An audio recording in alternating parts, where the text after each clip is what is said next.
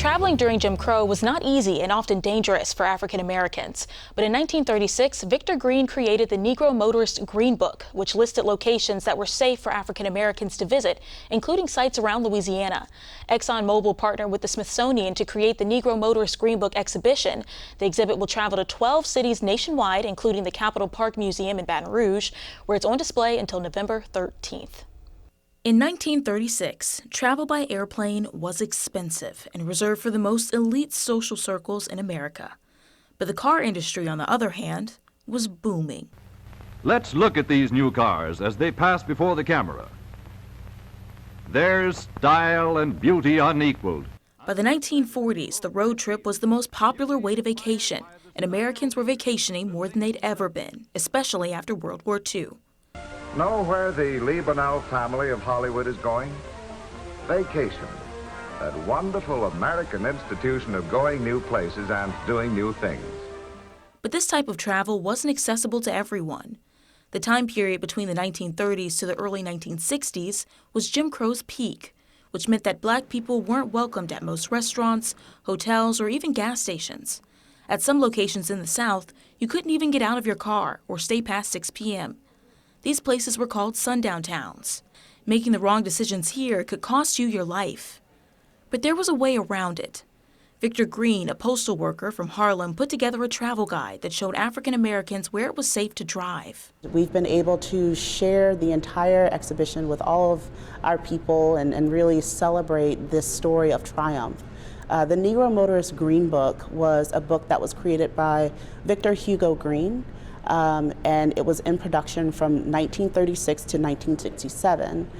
The book was created as a guidebook to allow black people to know where they could stay, different hotels, different areas where it was safe to traverse, alerting people to sundown towns, and also where they could grab a bite.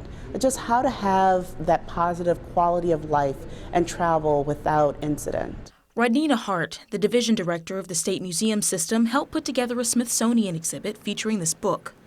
The exhibit explains the story of the Green Book from beginning to end, starting with how the book was developed. According to Hart, Victor Green's job as a postal worker gave him access to black businesses all over the country. He enlisted the help of other workers who could add to that list. The book saved lives by giving options for safe travel, but it also created a network of successful black businesses, several of which were in Louisiana. The exhibit highlights some of the most popular spots. Louisiana has quite a few locations that were featured in the Green Book over the course of its years. Everything from the Hotel Lincoln to the Dewdrop Inn, Doogie Chase. Lots of places all throughout the state were featured in the Green Book. One place in particular was the Esso Standard Oil Station, or ExxonMobil, as we call it today. The oil and gas company partnered with the Smithsonian to bring this exhibition to light.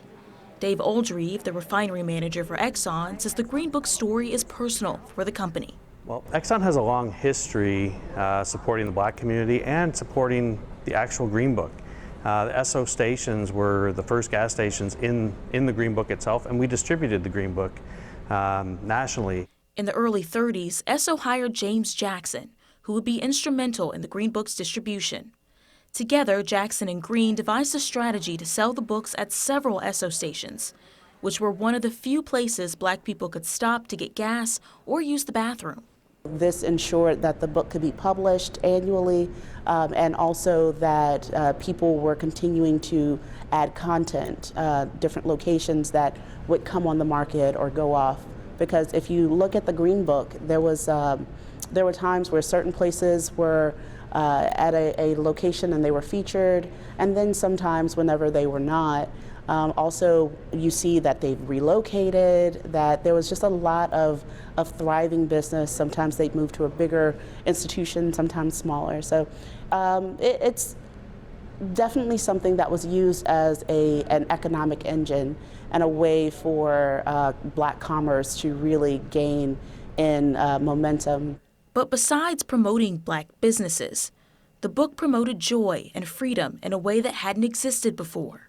In that time period, in Jim Crow era, there's a lot of conversation about the difficulties, about how hard it was to just exist as a person of color, especially a black person in America.